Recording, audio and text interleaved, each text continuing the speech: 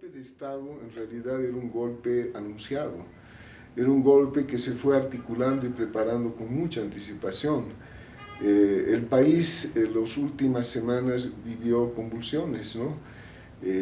Habían movilizaciones y enfrentamientos en distintos territorios del país, pero sobre todo el foco del conflicto se dio en Santa Cruz, entre Beni y Santa Cruz, ¿no? Ahí se articuló la conspiración y el golpe de Estado contra el presidente Torres y ese proceso.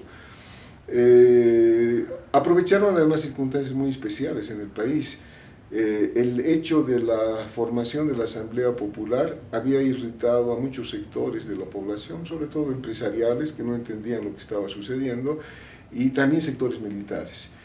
El gobierno había tomado la determinación, poco antes, de estatizar las empresas azucareras, que en realidad lo único que estaban haciendo era llevar a la quiebra a estas empresas para generar desabastecimiento y beneficiarse de un apoyo del Estado. Y eso también provocó, digamos, algunas actitudes dentro de los sectores empresariales emergentes en Santa Cruz, porque allá fue. Y la conspiración financiada por grupos militares argentinos y brasileños y colonias de extranjeros en Bolivia, dieron las circunstancias ya de un proceso de conspiración. Se sabía de que el golpe iba a ser la primera semana de septiembre. En realidad estaba programado para que sea el 3 de septiembre el golpe de Estado. Los servicios de inteligencia del gobierno del general Torres ya habían detectado toda esta información e inclusive fue apresado el presidente Banzer. Bueno, el coronel Banzer entonces. Fue apresado en el medio de la conspiración, él había retornado de Argentina, justamente donde había conseguido apoyo, y lo tomaron preso en Santa Cruz. Lo tomó el doctor Mario Rueda Peña, con equipos de servicio de inteligencia.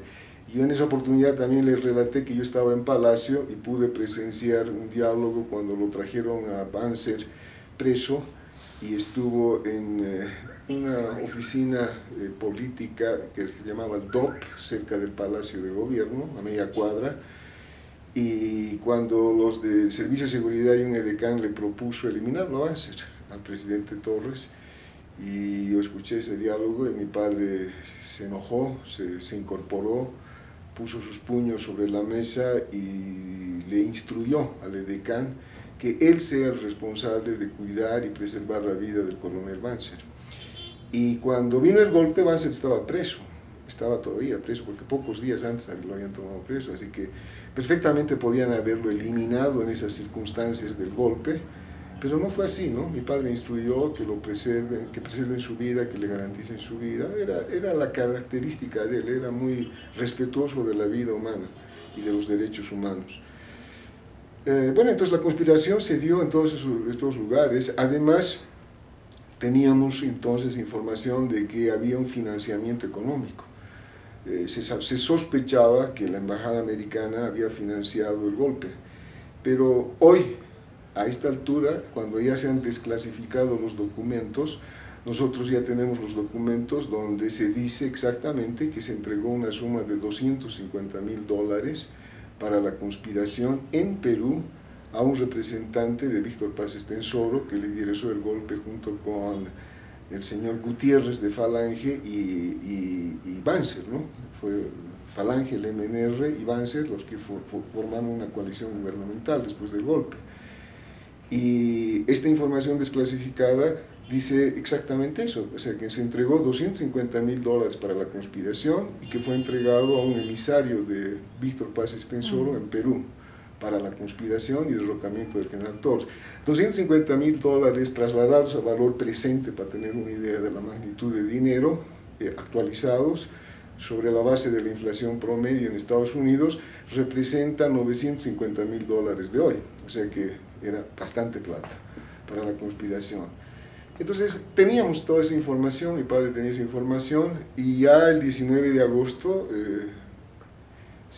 aparecieron las primeras manifestaciones del golpe, se precipitaron en Santa Cruz y en La Paz el colegio militar, ¿no? Que el colegio militar ya sabía que había ordenado un acuartelamiento y una movilización, lo que le preocupaba mucho a mi padre porque él consideraba que los cadetes no deberían intervenir en ningún caso en política y había que preservar la institucionalidad.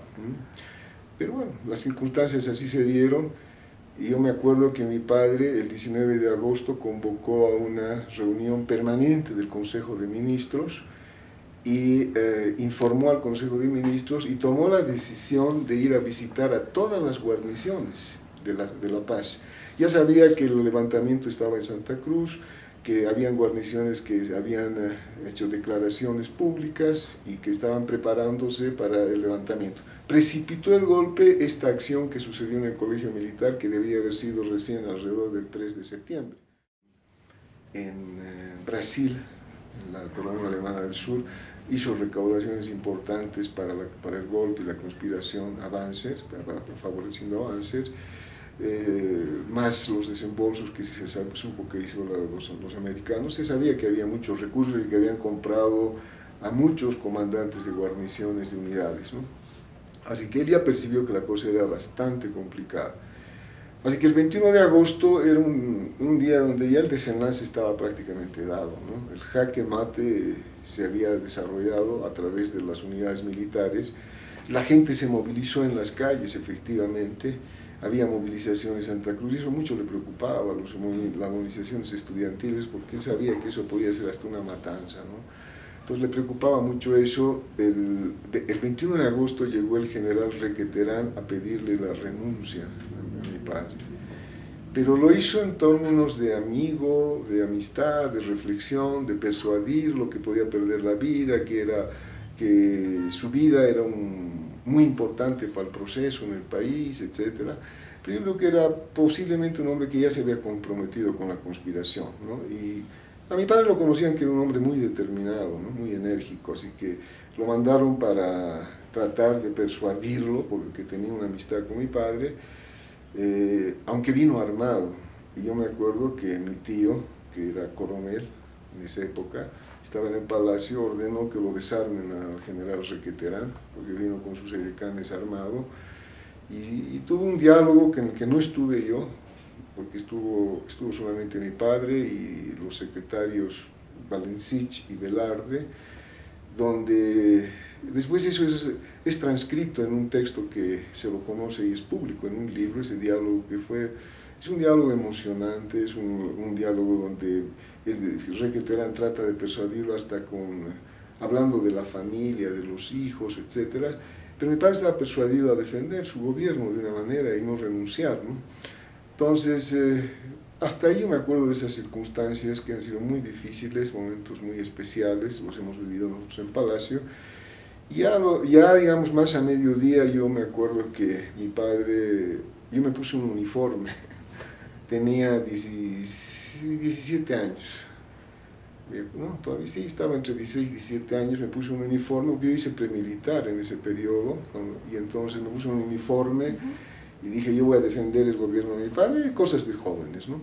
Y mi padre me vio, porque yo tomé una carabina M1, ¿no? Entonces mi padre me vio y me llamó y me dijo que yo me tenía que hacer cargo. Fue un buen argumento que me persuadió. Me dijo, tienes que hacerte cargo de tus hermanos, de tu mamá, entonces te voy a pedir que los lleves a un lugar seguro, ¿no? Y me dijo dónde teníamos que ir.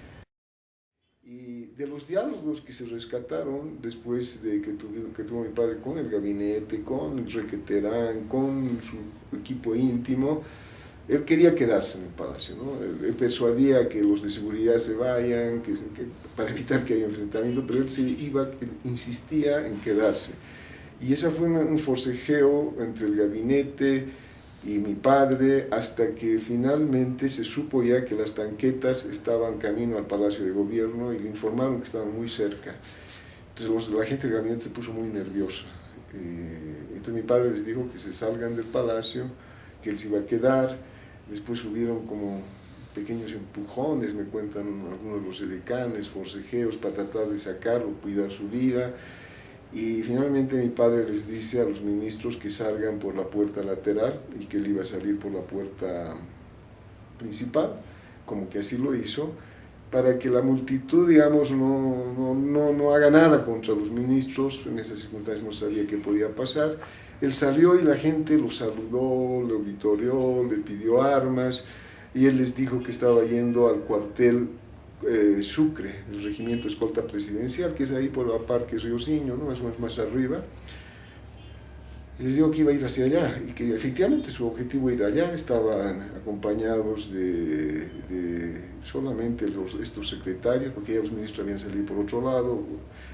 En realidad mi padre salió en un auto con los dos ministros, los ministros secretarios, un edecán y dos autos que iban atrás, uno que iba un edecán con mi tío, el militar, coronel, Humberto Bleas, y el otro auto iba vacío, ¿no? Y salieron del palacio y fueron por esta calle que sale hacia el Ministerio de Hacienda, ¿no? Para ir hacia arriba. Ahí se fueron, pero después vieron que estaba todo cerrado, bloqueado, entonces hacia el cuartel Sucre se desviaron y ya no pudieron llegar al cuartel Sucre. Así que bajaron hacia la Comercio nuevamente, para retomar la Comercio, y ahí vieron que por la Comercio venía en sentido contrario luces, ¿no? Y en el diálogo se recuerda, Guido Valencich, de que mi padre le dijo al chofer: cuidado, te choques, vienen autos en sentido contrario, pero en realidad eran las tanquetas. Entonces se cruzaron con las tanquetas y, bueno, y después mi padre se fue a un barrio popular, y ahí estuvo creo que hasta el día siguiente. Digamos, esta es la circunstancia que yo me acuerdo, ¿no? Más o menos, ya no pude estar los últimos momentos ya con él, porque como me había pedido que vaya y acompañe a mi familia. Digamos, fue un proceso de mucha tensión, de mucha preocupación. Nosotros preocupados como hijos, como familia, de la vida de él. Y mi padre, yo siempre he sentido eso, que estaba más preocupado por el proceso y porque no se den pérdidas de vidas humanas, ¿no? en ese confrontamiento. El 21 de agosto fue marcado por la traición, ¿no? De los militares. Algunos podrían ser justificables por las condiciones que se habían desarrollado, la tensión y el clima de agitación. Pero hoy ya sabemos, ¿no? Hoy sabemos que esa conspiración tuvo financiamiento, está documentada, ¿no? Tuvo financiamiento, fue una conspiración organizada por grupos empresariales en Santa Cruz, vinculadas al sector de la caña, básicamente, los cañeros, y después sectores civiles que recaudaron fondos vinculados a la colonia alemana, de Brasil, y la participación argentina y brasileña, ¿no? Entonces fue una conspiración organizada, y en el sector, digamos, de las Fuerzas Armadas, que es lo que le preocupaba a mi padre, una desinformación, ¿no? O sea, pensaban que estábamos yendo hacia una dictadura comunista, pensaban que se iban a armar soviets en el país, algo que realmente no sucedió, ¿no? Y no iba a suceder. Mi padre tenía una visión nacional.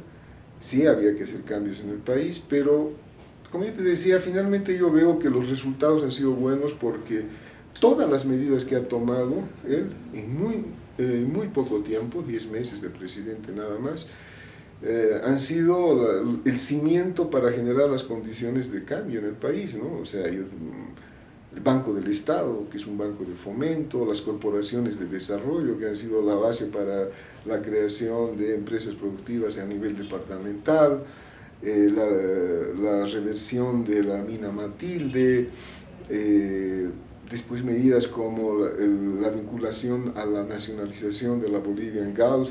También la Gulf participó en el golpe, a pesar de todo, a través de un boliviano que se llamaba Dorado, que fue parte de la conspiración con Banzer.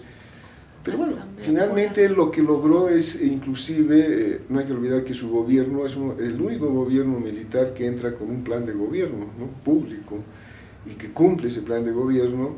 Él logra indemnizar y negociar con la Bolivian Gulf, que fue nacionalizada, y gracias a esa negociación logra un crédito del Banco Mundial de $10 millones aproximadamente, con lo que se construye el gasoducto de Bolivia a Argentina, y bueno, y de esos recursos vive el gobierno de Banzer, ¿no? Y del auge del incremento del precio de los hidrocarburos en el mercado mundial.